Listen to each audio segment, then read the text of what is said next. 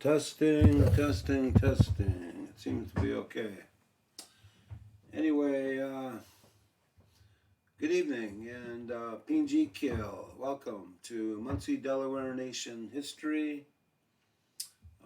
Wampum Belts and Strings, 1780 and 1793, Part 3. And Nindashinzi, Mark Peters. My name is Mark Peters, and I'm the chief here at the Muncie, Delaware Nation, also known as Nalahi, up the river from Nahi, which means down the river at Aluna Pawe Lakowit. So it's good to be here tonight for part 3 of this series on this topic. And when I first started, I thought maybe a half-hour quick session on explaining these two belts, but it's turned into 3 parts and 2 hours so far, and probably about a half hour tonight. So I'm going to get to the end of this particular subject tonight, and then we'll carry on with following up on where I left off back in 1763 in the last sessions in this chronology of historical events. So last time and the time before that, we've been talking about these two belts on the top of this picture here. The one belt with the GI, GJ, GT initials on it. It's becoming quite clear, or it is the initials GI or GJ for Guy Johnson. Where it was provided to us in March 3rd of 1780. And the second belt was coming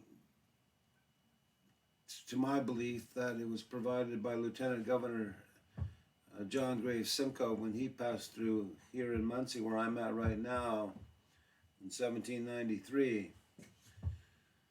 We talked about how during the American Revolution, the villages of the Muncies, Delawares, the Ohio Delawares, as we talked about last time, were all destroyed in 2 campaigns by American military, one led by Colonel Broadhead and the other by a General Sullivan. Broadhead up the Ohio and Allegheny, and Sullivan up the Susquehanna, which resulted in the exodus, as I mentioned, of our people, some 2,000 or so, having to flee in advance of these oncoming armies, and led us to move into the Niagara area, where it was one of the toughest winters in memory at the time we got there. And we moved there, started moving in September, just as the harvest was coming in, and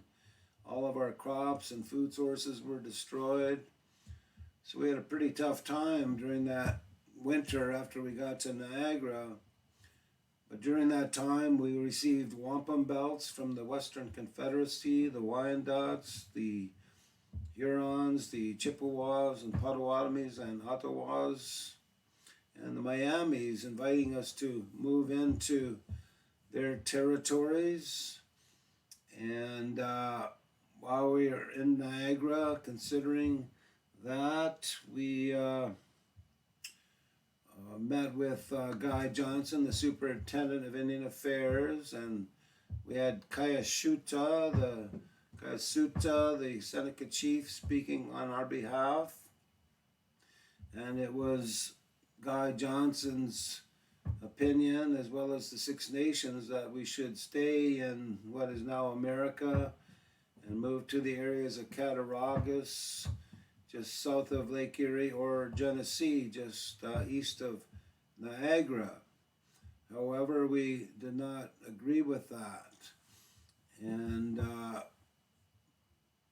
decided to accept the invitation of the Western Confederacies, and specifically the Chippewas, to move into what was then Quebec, and then Upper Canada, and now southwestern Ontario today. And in the meantime, as we were doing that, correspondence came from England in which it became the Crown policy uh, to I guess you could say provide lands in this area, Upper Canada, southwestern Ontario, to those First Nations who allied with Britain against the Americans during the Revolution and had suffered because of that and lost land. So now Guy Johnson, who wanted to keep us south of the Great Lakes, and we decided, like I say, to move into this area anyway, now was given orders, but he wasn't the Indian superintendent of Indian Affairs anymore. Like I say, he was charged and taken back to England, and then John Johnson became the superintendent of Indian Affairs. But they had clear direction now from the Crown that First Nations was okay to move into these areas. And like I mentioned before, it's there's two ways of looking at this. One is that we were invited by the Western Confederacy under traditional, customary, indigenous law, you could say, to move into this area against the wishes of the Crown at the time. But after a couple years, the Crown changed its mind and allowed or agreed that First Nations could move into this area. So, it really wasn't the Crown's authority to be able to say or do that. This land was still Western Confederacy, Chippewa, and other Anishinaabe Nation lands. But yet here Britain is trying to decide that it's up to them who can do what. But we did not agree with that, like I say, and moved here anyway. But eventually, like I say, the Crown changed its mind, and Munsey's moved into the southwestern Ontario and over to the Grand River area around 1782. And eventually discussions began to take place with Frederick Haldeman and Six Nations to look at purchasing land from the Mississaugas on the Grand River. And that series of discussions began in 1783 and resulted in 1704 with the creation of the Six Nations Reserve, as it's called today. 6 miles on each side of the Grand River from its mouth to its source. And when that occurred, or even before it occurred, before the Six Nations started moving into that area, like I say, we'd already been there, but it's clear that a number of Munseys, 150 or so, decided to move from the Grand River over to the Thames River where we are now, and likely to, in order to ensure that we would be able to maintain the identity, our ways of life that we had been fighting for so long to keep intact over the last 150 years or more. There were quite a number of Delawares, Munseys, the Turtle, Turkey, and the Wolves, as I mentioned last time, who did move in with the Six Nations when that reserve land was created. And they're still there today. But like I say, the Munseys decided that we wanted to maintain our own identity, our ways of life, and our own autonomy as well, and moved over here to the Thames. And my paper's mixed up here, excuse me.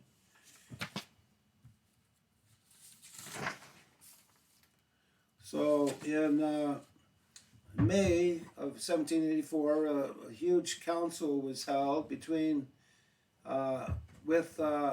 at Niagara with Sir John Johnson, who now is the superintendent of Indian Affairs, and Colonel John Butler, who I had referred to the last time, and several other Crown officers and delegates from the Six Nations, the Delawares, and the Mississaugas.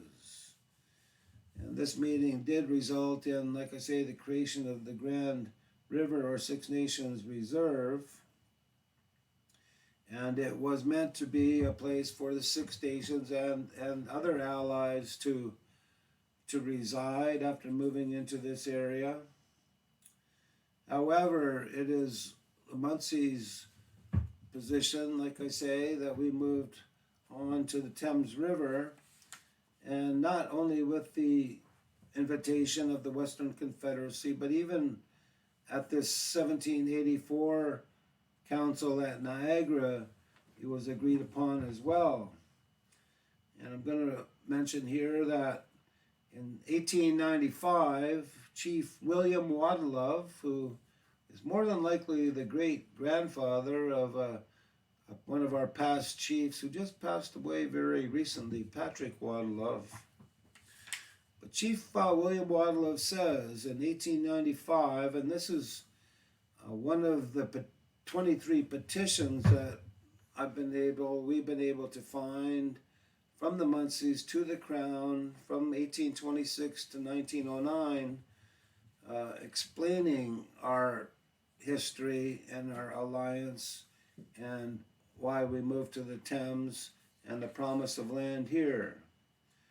So Chief Waddlove in 1895, like I says, at this Grand Council in 1784, the Munseys or Delawares were admitted and allowed to take up land in any part of the country with the consent of the whole Chippewa nations.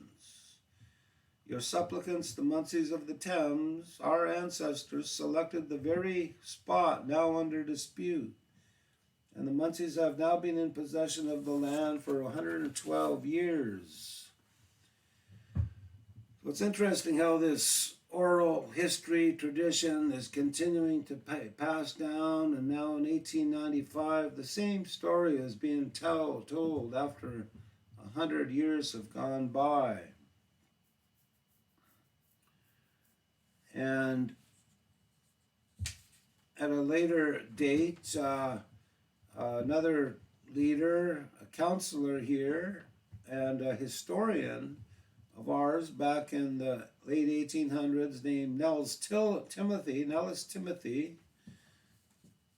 And here's a picture of Nellis Timothy.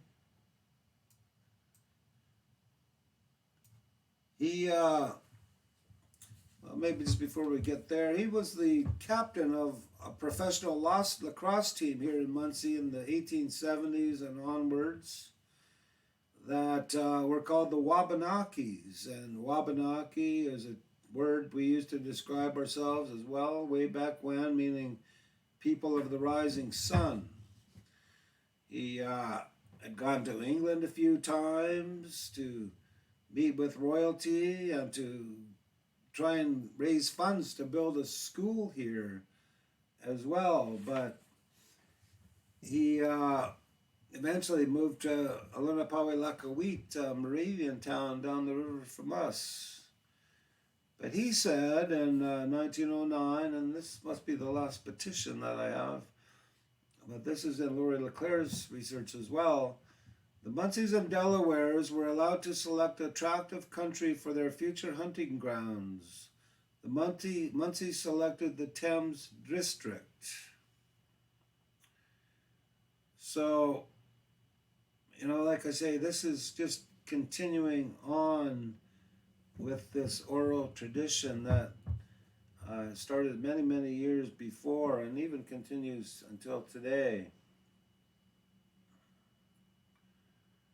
And he says, our fathers did not come into Canada and trespass, and neither do your petitioners look upon themselves as such, but rather our ancestors were honorably admitted into Canada with the general consent of all the Chippewa nations.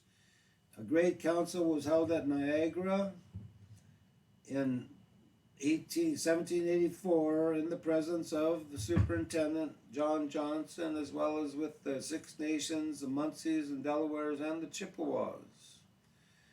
And at this time, the Chippewa chiefs from the river and Thames invited their grandfathers, the Munsees, to come and select a suitable place on the Thames River for corn planting. A portion of the Munsees or Delawares accepted this invitation of the Chippewa chiefs and formed a settlement on both the north side and the south side of the River Thames.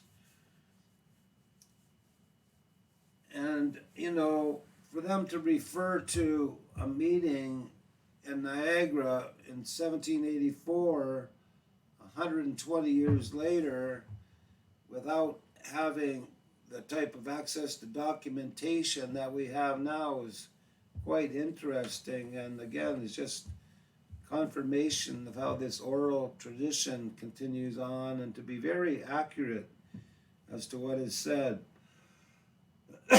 There's another Munsee leader who had also gone to England to see the Queen, and he left Munsee here with another Munsee by the name of William Half Moon and went to the Philadelphia, I believe. And William Half Moon unfortunately died on the way there. But Scobie Logan continued on from there and went over to England, and it's not clear whether he was able to see the Queen, but he did present officials with a tomahawk that came from here and was used likely in the War of 1812 or the American Revolution. And I should have had a picture of that. I'll have it at a later time, but we've been able to find this tomahawk in a museum in London. But Scobie Logan, when he went there, also had an interview with a reporter for the Standard newspaper in London, England in 1884. And there's a very large outline or a large piece in that paper called A Redskin Mission, in which Scobie Logan again goes over this past history, these relationships, and the promise of land, and all of that. So, it just shows that right from the time these arrangements were made and then not honored, we continued to assert our rights and our understanding about being promised land here in Upper Canada.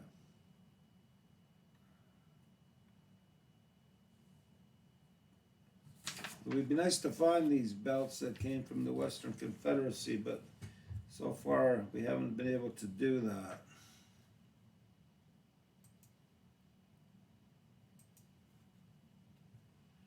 So by 1783, the Munsees had settled here on the Thames River, and again on the bottom, this is the first survey of the Thames River. It shows 3 Delaware villages in this particular area at the time. It's clear even from this survey and other maps afterwards showing the cornfields that we had, that we were planting crops, hunting and fishing, and it was probably a mutual benefit for us and the Chippewas to be living side by side. We'd had extensive agricultural experience by that time and were able to plant and join with the Chippewas in other activities such as hunting and fishing during that period. And there's even documentation to show that the Munsees and Chippewas were hunting together in Dorchester, just west of London in the 1790s. And that both of our nations, the Munsees and Chippewas, took part in what I described as the Indian Wars that were going on in the Ohio area and Michigan, trying to maintain the lands west of the Ohio River as First Nations lands. And there's even a mention, a document discussing how the Munsees and Chippewas had been returning here to this area after taking part in those wars. We were all involved in the peace talks that were taking place in Detroit in the 1790s to come to some peaceful resolution of these Indian wars. And even Muncie, the 3 Delaware villages on this survey were considered as a strategic point in defense by British officials, that as we proved our loyalty in previous wars, we could be depended upon for future service. And even again, this survey on the bottom, the surveyor Patrick McNiff, who did this along with Augustus Jones, was directed to start at the Delaware village. And while we were here, in 1793, February 1793, on their way for further peace talks regarding these Indian wars in Detroit, which we and the Chippewas took a significant part in as well, as I mentioned. This man on the top here, Lieutenant Governor Simcoe, and 7 of his officers, joined by the man on the bottom right here, Joseph Brant Tyandanega, the chief of the Mohawks at the Grand River, and 7 of his warriors started the trip from Niagara and the 6 stations on the Grand River down to Detroit in February. And on their way, they came through Muncie, the Delaware villages on the survey I just showed. And one of Simcoe's officer, Major Littlehills, who was taking notes at this time, talked that they had stopped at the Delaware Castle overnight. And castle was often used by British officers to describe villages. The map on the bottom left is Simcoe's hand-drawn map of his journey from Detroit, or rather Niagara to Detroit. And it shows the Thames River here, and if I blow it up, it becomes too fuzzy. But it shows some interesting locations along the way, as well as the Delaware village, again, where he stopped with Joseph Brant here in Muncie. And they stayed overnight, and a council was held. And the next morning, Littlehills describes that they had venison and eggs for breakfast. The one thing that's not described in any official government records is what actually happened at that council meeting when Simcoe and Brant came through here, other than what's I mentioned in the petitions that started in 1826 and go on to these ones I just mentioned in the late 1890s and even into 1909. But again, it's clear that something happened, and the Muncies say that Simcoe gave us promises, again, upholding that belt that was given by Guy Johnson in the 1780s of our alliance, but also promised that we would get a deed for lands on the south side of the Thames, which had already been purchased from the Chippewas by that time, and as well on the north side when it was purchased. And that's where this Simcoe belt that we saw comes into play. And the chief at that time was apparently a chief named Quakow or Connow. It's not clear exactly how to pronounce his name, but there was another chief here named Lohakis, as I mentioned, who had come from the upper Susquehanna to here and was killed in the War of 1812. And there was another Onowotuk or prophet by the name of Onum, and we're trying to find out more names, and they are there that we will talk about when we get into this period again down the road.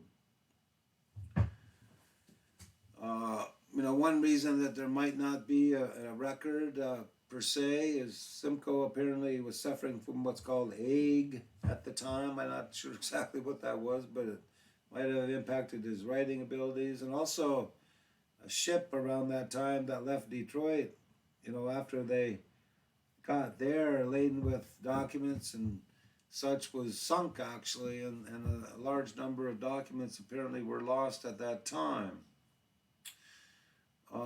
What's interesting also is that Joseph Brant kept a journal during this period, and we've been able to find his journal from May of 1793 onwards. And it's incredible the writing skills and that he had as well.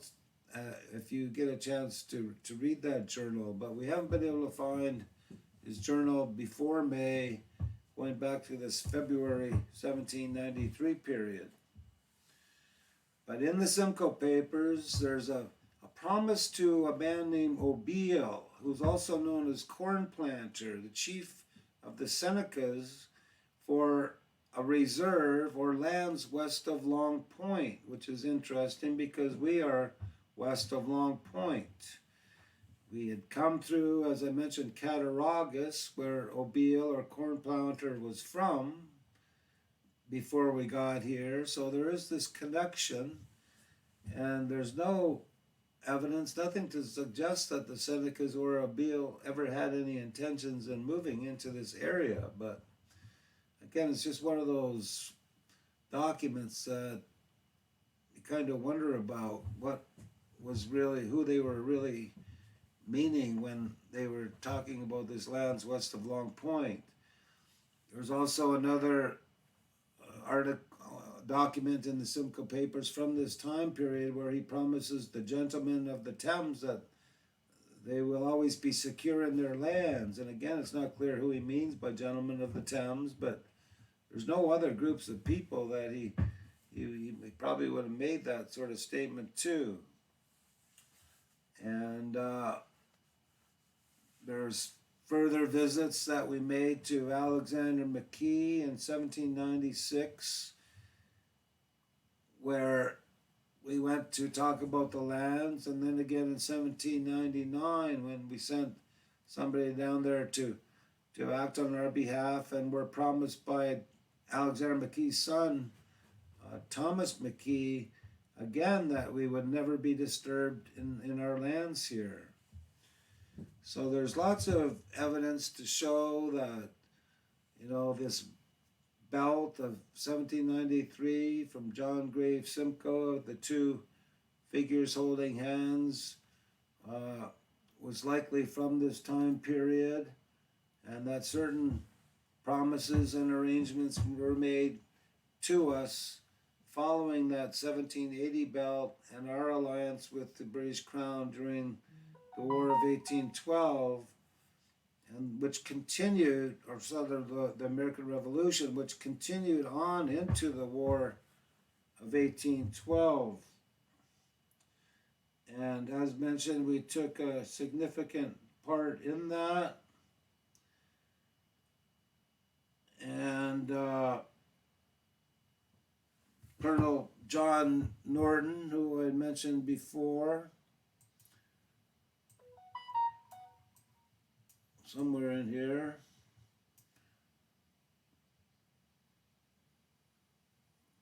'57. Okay. This guy here, like I say, is a very interesting person. He was a officer for the British military during the War of 1812. He was also adopted into the Six Nations, the Haudenosaunee, and made a chief in the Mohawk, of the Mohawks, along with Joseph Brant. And it appears that he was actually Scottish and English with some Cherokee descent from what I've been reading. And his Indian Mohawk name was Tyanan Hokarawan. It's a little hard to pronounce, but like I say, he kept journals and talks about our involvement with him, and as well the Chippewas during the War of 1812, but also later after the war, describes the severe casualties that we had suffered, but also that the Crown should live up to this promise of what he calls 12 by 6 miles of land that we were entitled to. And after that, all these petitions began, like I say, 23 of them that I have from 1826 to 1909, saying the same thing. So, here we are with these two wampum belts. The first one with Guy Johnson, in which we exchanged belts back to him and representing an agreement to move into these areas in Upper Canada and with the consent of the Western Confederacy as well. The second one, when Governor Simcoe came through here and again confirming that first belt and our alliance, and also being more specific about the amount of lands that we were being promised at that time. But anyway, regardless, it's very clear that the Munsees lived up to our side of the bargain as far as our alliance with the British Crown is concerned, right from the Treaty of Easton in 1758 and the French Indian Wars, through the American Revolution, and then again in the War of 1812, and even in the 1838 when the Fenian raids started to occur here in Upper Canada. It's noted that 50 Munsee and Chippewa warriors were sent to guard the West Gate of London at that time. So this alliance and living up to our honorable agreements continued much after that, and even into the War of the First World and Second World Wars, you could say. However, as much as we lived up to our side of the bargain, and as much as promises were made and honorable intentions were made, when it came to the 1820s and the influx of the colonial governments and land speculators, again, that we'd been through for 150 years before that, saw the value of land and began to disregard the promises that were made to us for land, and we were overlooked.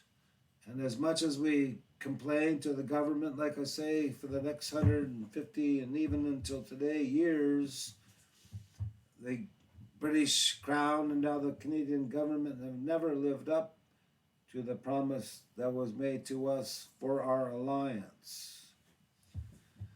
So I'm just going to end there, a quick half an hour to finalize this. I've been searching the internet for wampum belts, and I've been provided a number of them also by a friend, Judy Abbott in New York, pictures that I might be able to share at a later time.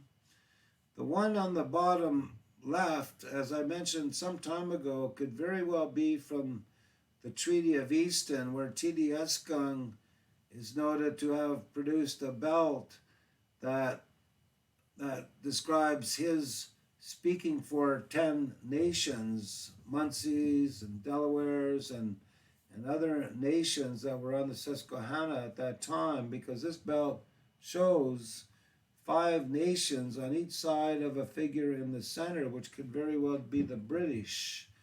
I haven't found a description of what this belt is, but it surely complies with the description of the minutes of that treaty.